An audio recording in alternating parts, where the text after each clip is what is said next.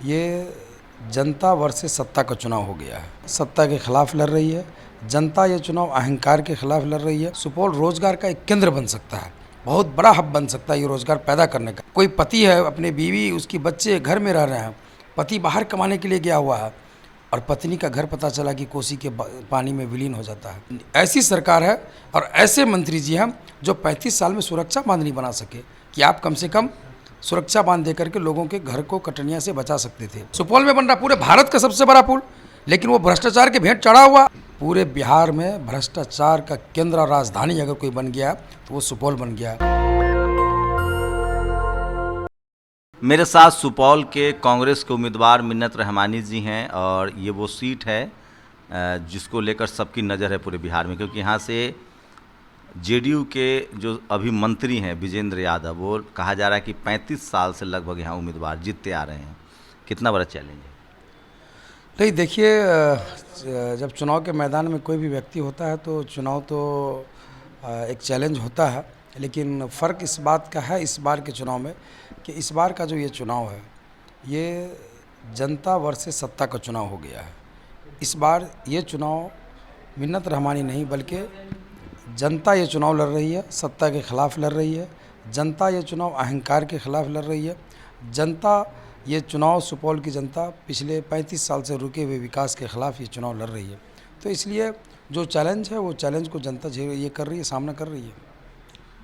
क्या है, क्या मतलब 35 साल में पावरफुल मंत्री थे, बिजली मंत्री थे, रोजगार वाला मुद्दा को लेकर लोगों में गुस्सा है। आपको क्या लग रहा है, क्या करने की ज़रूरत है क्षेत्र में? नहीं, देखिए, 35 साल से आप यहाँ के चुने हुए प्रतिनिधि हैं। विगत 20 सालों की अगर बात की जाए तो लगातार आप तो पावर ही मिनिस्टर रहे, पावरफुल मिनिस्टर भी रहे।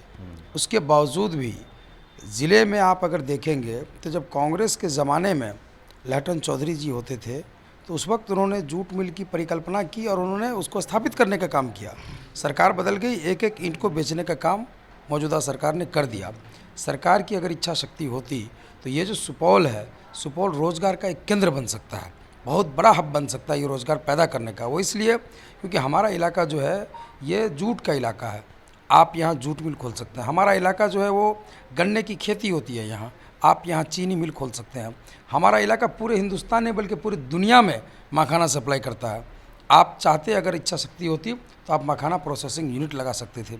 हम आंध्र प्रदेश की मछली यहाँ बेच रहे हैं, इससे ज़्यादा अफसोस की बात क्या हो सकती है? हम क्यों आंध्र प्रदेश की मछली को अपने गांव में उतार रहे हैं? कोसी सीमांचल में आंध्रा का मछली भी बिल्कुल, वो इसलिए लाया जा रहा है क्योंकि वहाँ गुजरात के व्यापारी, जो मछली के व्यापारी हैं, वो लोग यहाँ के मार्केट को ख़राब करना चाहते हैं और यहाँ के किसानों को, मछुआरों को औने पौने दाम में अपने सामान को बेचना पड़ रहा है।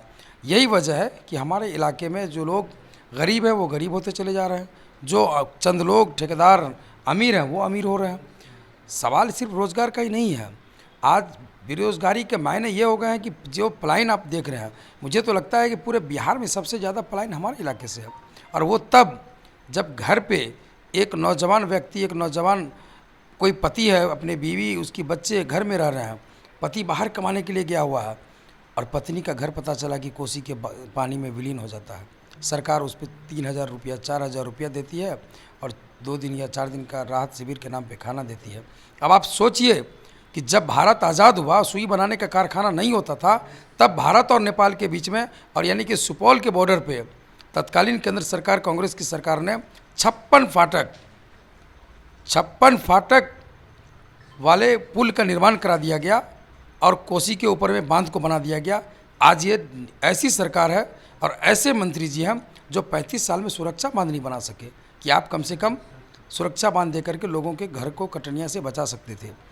आप सोचिए कि इस 35 साल में इन्होंने, उसमें भी जब तब कि अपने आप को, कल भी जबरन इन्होंने नितिन गडकरी जी से कहवाया है कि हम मरौना टू सुपौल को कनेक्ट कर देंगे। सुपौल एकमात्र ऐसा विधानसभा होगा पूरे बिहार में जहां अपने ही विधानसभा में हम लोगों को जाने के लिए टोल टैक्स देना पड़ता है, जहां अपने ही विधानसभा में जाने के लिए 3 विधानसभा क्रॉस करके जाना पड़ता है, जहां अपने ही विधानसभा में प्रचार करने के लिए 70 किलोमीटर दूसरी दूरी तय करके जानी पड़ती है। तो ये सवाल यह है कि इतना भी विकास कैसे पीछे हो सकता है? ये फ्लाईओवर का क्या मामला है? कब से लटका हुआ जो रेलवे फ्लाईओवर है, बहुत जाम जैसे हालात? नहीं, ये जो जाम की समस्या मैं वही कह रहा था कि अगर इच्छा शक्ति थी तत्कालीन सरकार की तो 56 फाटक के बन गए, लेकिन ये महज 1 किलोमीटर भी पूरा नहीं होगा। उस ROB को, रेल ओवर ब्रिज के निर्माण को इसलिए रोक दिया गया क्योंकि ये भ्रष्टाचार के भेंट चढ़ गया कि इतना कमीशन चाहिए, इतना कमीशन चाहिए। उसी में वो लटक रहा है। नहीं, लटक नहीं रहा सर, ठेकेदार काम छोड़ के भाग गया। आप पता करिए, हमारे पास जो जानकारी है, ठेकेदार ने स्पष्ट कहा है कि हम इतना पैसा करप्शन में नहीं दे सकते, हम इतना पैसा कमीशन में नहीं दे सकते। पुल गिर जाएगा। नहीं, पुल गिरा ना, इससे पहले 1265 करोड़ का बन रहा है, आपको भेजा पुल। भारत का सबसे बड़ा पुल हमारे विधानसभा में बन रहा है, सुपौल में बन रहा, पूरे भारत का सबसे बड़ा पुल। लेकिन वो भ्रष्टाचार के भेंट चढ़ा हुआ, आए दिन उस पुल में लोगों की गिर करके मौत हुई है पिछले बार। इसका मतलब क्या है? इसका मतलब यह है कि आप विकास के नाम पर सिर्फ वैसे योजना को लेकर के आते हैं जिसमें आप पैसे का दुरुपयोग करते हैं। आप सुरक्षा बांध इसलिए नहीं बनवाते हैं क्योंकि आपको जो ये हर साल आपदा विभाग में कोई ऑडिट होता नहीं है। लाखों लाख करोड़ों करोड़ की मिट्टी के नाम पर जो है, बालू गिट्टी के नाम पर कि हमने डाल दिया और सुरक्षा रोक दिया। पूरे बिहार में भ्रष्टाचार का केंद्र और राजधानी अगर कोई बन गया तो वो सुपौल बन गया।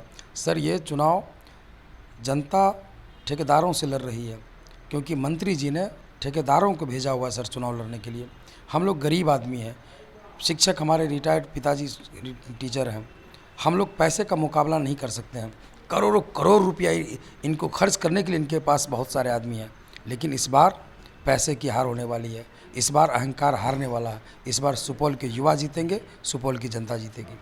क्या आला कमान आ रहे हैं एकदम आपके प्रचार में सर? नहीं, बिल्कुल, लगातार हमारे यहाँ सभी स्टार प्रचारक का कार्यक्रम हो रहा है। जहाँ जहाँ हमने रिक्वायरमेंट भेजा हुआ है, हमारे महागठबंधन के सबसे बड़े नेता आदरणीय तेजस्वी यादव जी भी हमारे प्रचार में आए, इमरान प्रतापगढ़ी जी हमारे प्रचार में आए, मुकेश सहनी जी आए, कन्हैया कुमार जी आए, IP गुप्ता जी आने वाले हैं। ये लगातार सिलसिला बना हुआ है। क्या उम्मीद है, कितनी वोटों से जीतेंगे? क्योंकि आप यंग भी हैं और बड़ी एक पहली लड़ाई आप जीत चुके हैं, टिकट वाली लड़ाई में भी आपने नहीं, देखिए, ये सब आकलन कि हम कितने वोट से जीत रहे हैं, मुझे लगता है कि सुपौल की जनता जब चुनाव लड़ रही है तो सुपौल की जनता जीतेगी इस बार।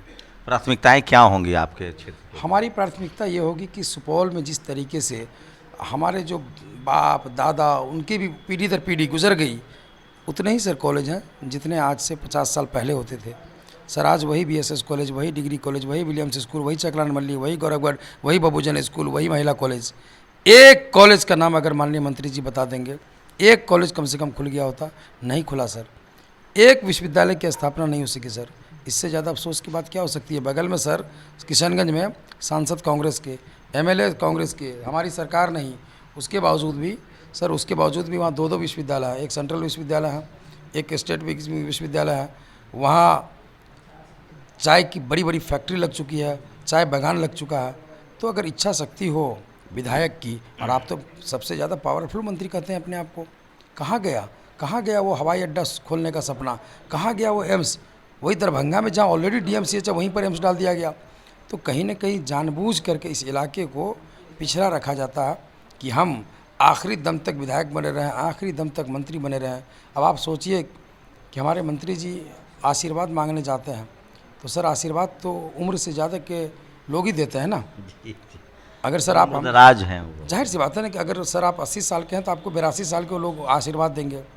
हमसे छोटा हमको प्यार मोहब्बत कर सकता है, हमसे तो मंत्री जी इस उम्र में, जिस उम्र में उनको आशीर्वाद देने की ज़रूरत थी, हमने कहा कि होना ये चाहिए था कि आप किन्हीं को मौका देते तो और अच्छा लगता। चुनावी मैदान में हम सब लोग, युवा लोग आते हैं मैदान में कूदने के लिए, तो ये नहीं हुआ। खैर, अब उनकी इच्छा है कि हम आखिरी दम तक रहें, लेकिन इस बार तो सुपौल की जनता चूँकि चुनाव लड़ रही है, इस बार चुनाव जो हो रहा है वो इस बात सर्वे का विषय है कि पिछले 35 साल में कौन कौन गांव के ऐसे कोई लोग हैं सौभाग्यशाली जो कभी अपने 20 साल 25 साल आखिरी के अपने विधायक जी को देखे हैं। हम आपको दावा करते हैं, नेशनल दस्तक की पूरी टीम आप यहाँ मौजूद हैं, आप पता कर लीजिए सर, आपका तो चैनल बहुत निष्पक्ष चैनल है, आप सिर्फ देख लीजिए, लोगों से पूछ लीजिए कि आपने अपने मंत्री जी को देखा है क्या। कोई समाज का व्यक्ति ये कह दे कि हम उनके घर में बैठ करके हम चाय पीते हैं, खाना खाएं, नहीं सर, नो एंट्री है वहाँ, गरीब गुरबों के लिए नहीं है सर। मंत्री को जो आवास मिलता है वो किस लिए मिलता है सर? मंत्री जी को आवास सर इसलिए मिलता है कि आप अपने इलाके के लोगों को कम से कम 2 दिन रुका सकें, ठहरा सकें। किन्हीं को PMCH की ज़रूरत है, किन्हीं को IGMS की ज़रूरत है। आप देखिए हमारी सांसद रंजीत रंजन जी के यहाँ जा कर के, आप देखिए पप्पू यादव जी के यहाँ जा कर के। तो ये तो सर काम करने की अपना अपना तरीका होता है। हम तो दावे के साथ कहते हैं जो हमारे सांसद भी हैं यहाँ के, उसी दल से सांसद भी हैं, एक व्यक्ति के वहाँ तो नो एंट्री है, सिक्योरिटी गार्ड को बिठाया हुआ है कि कोई लोगों की यहाँ एंट्री नहीं होगी। तो ये कब तक चलेगा सर? ये तानाशाही, ये ठेकेदारों के बल पे चुनाव लड़ना, इस बार जनता मन बना लिया। पतंग फैक्टर कितना है? नहीं यहाँ आपका कैंडिडेट है कि नहीं? नहीं, हमारे यहाँ पतंग जो है वो 15 अगस्त पे हम लोग उड़ाते हैं, बहुत ही खुशी के साथ उड़ाते नहीं, हैं। इस बार कैंडिडेट है कि नहीं? नहीं, बिल्कुल नहीं है। अच्छा, कैंडिडेट ही नहीं है? जी। हैं? हमारे यहाँ बस एक्चुअली क्या है कि इस बार अगर जो लोग भी सोच रहे थे कि हम फलां दल से भी चुनाव लड़ लें, तो सब लोगों ने एकजुटता के साथ कहा कि नहीं, सबसे पहले हमें ठेकेदारों से बचना है। कोई राजनीतिक व्यक्ति हो, कोई सोशल व्यक्ति हो, सामाजिक व्यक्ति हो, नौजवान हो, युवा हो, इसलिए तमाम लोगों ने सामूहिक तौर पे विभिन्न दल के लोग नामांकन करने के बाद भी वापस ले लिए। आपकी लड़ाई टफ है, आप खुद कहें पावरफुल मंत्री हैं, पावर मंत्री हैं, 35 साल से हैं, कैसा रिस्पांस मिल रहा है? नहीं, पावरफुल जाहिर सी बात है, जो करोड़ों करोड़ खर्च कर सकते हैं, जिनके लिए सैकड़ों करोड़ कोई मायने नहीं रखता हो सर, तो वो पैसे से तो पावरफुल है। जनता हमारे साथ है, मुकाबला हम जनता के साथ मिलकर के कर रहे हैं। यही हमारी लड़ाई है। निश्चित तौर पे आने वाले समय में जब 14 तारीख का परिणाम आएगा, सुपौल की जनता जीतेगी, अहंकार हारेगा। तो युवा हैं मिन्नत जी और कांग्रेस के उम्मीदवार है, और इनके लिए अच्छी बात है कि यहाँ न तो कोई फ्रेंडली मुकाबला है, न पतंग छाप भी नहीं है। लेकिन सीमांचल में भी पतंग छाप को लोग इस बार, पिछले बार उन्होंने भरोसा किया था, लेकिन उनका कहना है कि उससे वोट का बिखराव होता है और बीजेपी सत्ता में आती है। मिन्नत रहमानी जो है यंग नेता हैं, कांग्रेस के शुरू से नेता रहे हैं और यहाँ किस्मत आजमा रहे हैं। मुकाबला विजेंद्र यादव से है जो 35 साल से यहाँ विधायक हैं। मतलब इतना लंबा समय और एंटी इनकम्बेंसी तो बहुत भयानक होनी चाहिए। नहीं, देखिए दरअसल ऐसी परिस्थिति बनती चली गई कि 2015 में महागठबंधन हो गया, तो फिर मजबूरन हम तमाम लोगों को जो है एक ही साथ आना पड़ा। 2020 में सच्चाई ये रही कि टिकट डिस्ट्रीब्यूशन में भी काफ़ी देरी हुई। पिछले चुनाव में भी हम सब जगह सर पहुंच नहीं पाए।